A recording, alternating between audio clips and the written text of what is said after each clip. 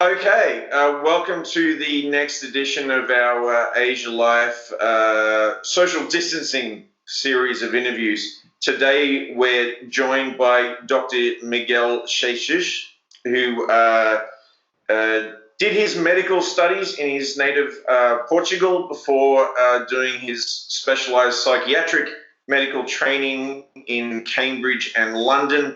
He is a member of the Royal College of Psychiatrists, and he is now at Family Medical Practice here in Ho Chi Minh City. Dr. Miguel, thank you so much for taking the time to speak to us today. My pleasure. So look, first of all, and I think this will be of interest to a lot of people, you know, we're going through some pretty strange and difficult times with social distancing and self-isolation. What are some of the, you would say the common challenges that people might be facing in terms of their sort of emotional and mental well-being in this time? Well, it's a very unusual situation. Nothing like this has happened in my lifetime. That's for sure. And I think people are still finding out what their abilities are and how they can manage this situation the best they can. When there is big uncertainty, like now, anxiety is usually an appropriate response. So it's normal that people will feel concerned, uncertain about the future, and that's entirely appropriate. It starts becoming a problem when the degree that anxiety assumes is too intense, so very severe, or when it's very prolonged to the point that it starts impacting on your life. And I think that's something that certainly people I see are struggling. So I do see people with different anxiety disorders, things like generalized anxiety, panic disorder, health anxiety, even depression that has anxiety as a significant feature. So I know that those people have been struggling with that anxiety because it's now prevalent to a degree that it's affecting their functioning. Yeah, and those trigger points for that anxiety, obviously, maybe initially we were all worried about, our health. But as time goes on, things like economic, financial concerns, I'm guessing, can become a strong trigger for anxiety. Yeah. There's a cost to social isolation, isn't it? We can all see the immediate benefit in limiting the chances of catching this virus. But the longer it goes on, people start worried about the loss of income and worried about the impact in their children, in when are they going back to education at school, when are they going back to socializing with their friends. So there's that cost that's not quite well quantified. So it's normal that people will have what's called the anxiety cycle that starts with a thought, so the uncertainty, what's going to happen. And that thought leads to an emotion like fear or apprehension and sort of thinking, so the way you feel when you start thinking about a worst case scenario. And that can trigger sort of even physical experiences like heart racing, and you're restless, you need to pace, your sleep is not so good, you might even shake and have an odd panic attack. So that starts sort of permeating from this uncertainty into your emotional state and into your behavior.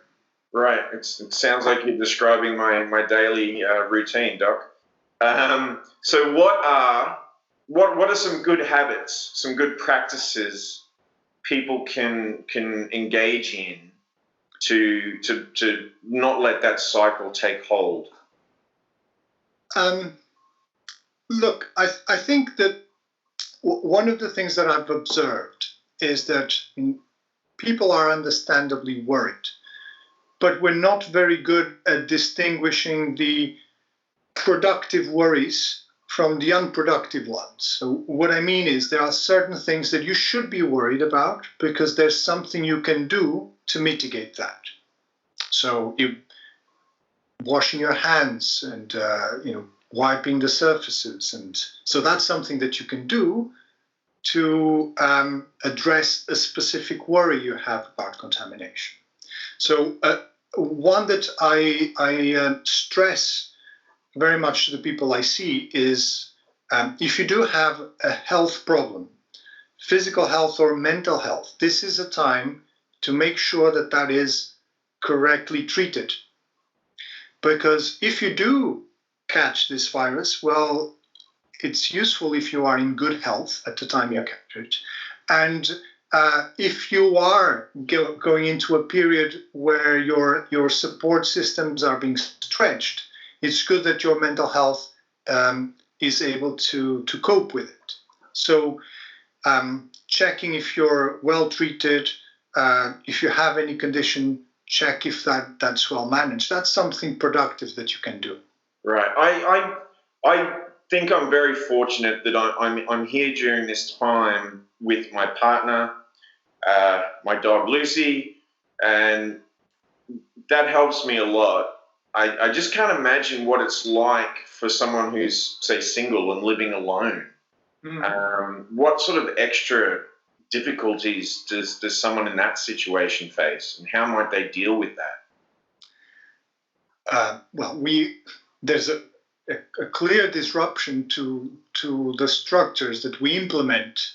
All the routines we have in our life, they help us to some degree.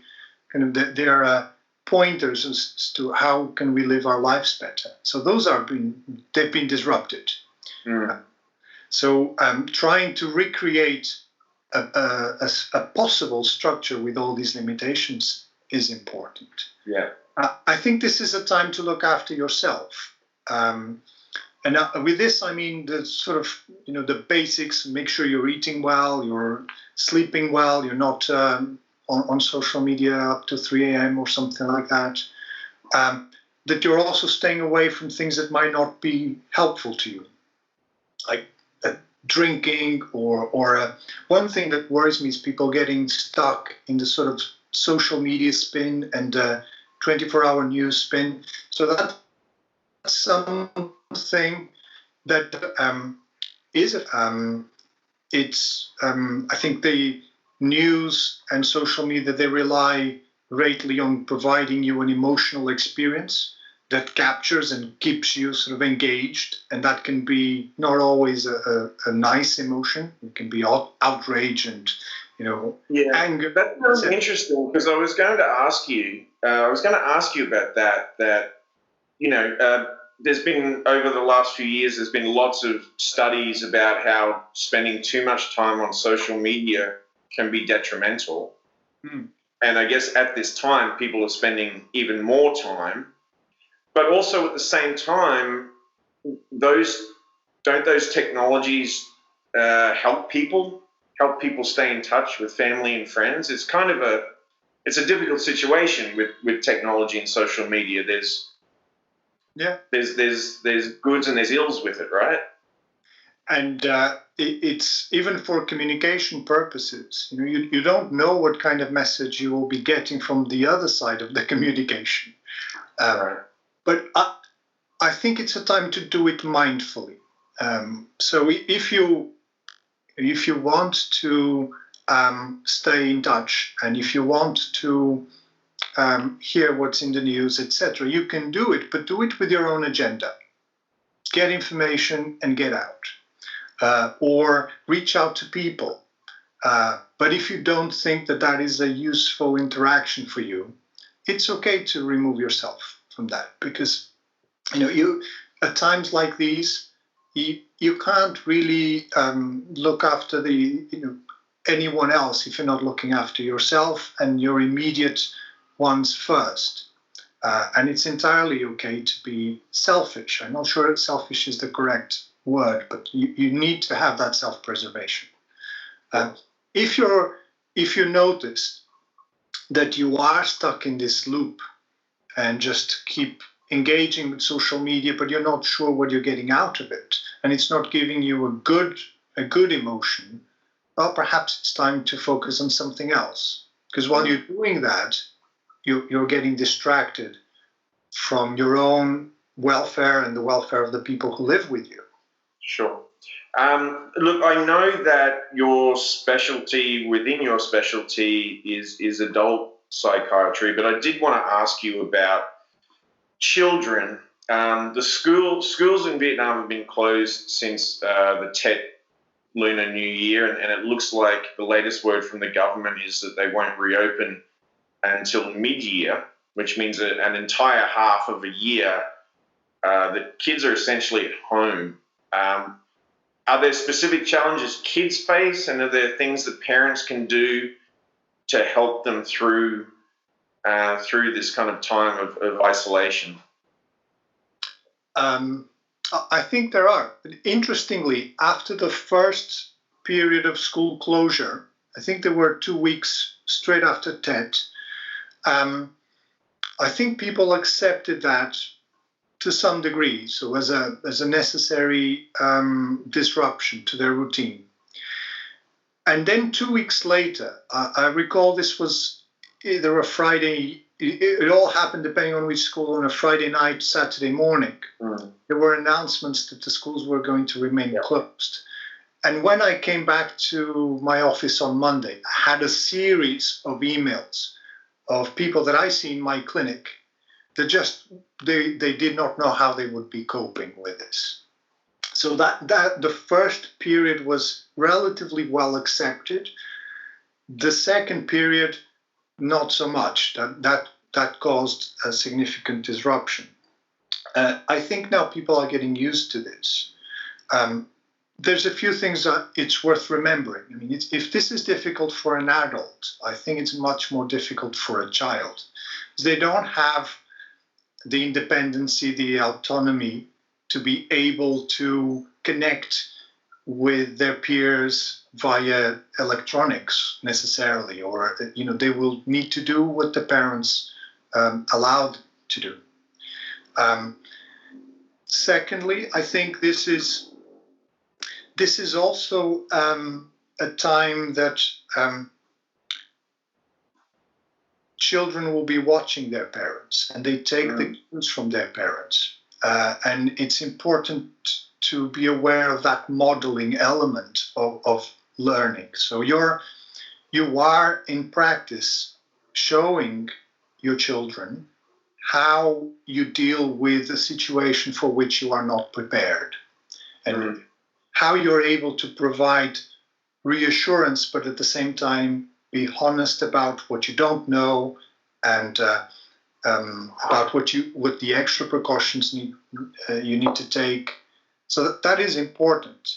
And there will be times when people will lose their patience and their temper, and sometimes that will happen in front of your children. And I think it's also important to go back and acknowledge that. Say, look, sometimes people do lose their cool, and how we manage it afterwards is important. Sure. So I think it should be an encouragement to remember you're modeling this behavior to your children, and it's also an opportunity for them, because this is not something they will learn necessarily at school.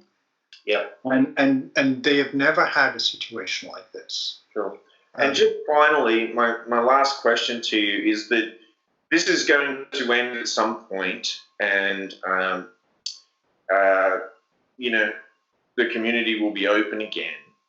Is there anything that people need to be mindful of in terms of when there is reintegration, that there might be an emotional swing too far the other way, an overexuberance, or an overindulging perhaps? Is that something that might occur?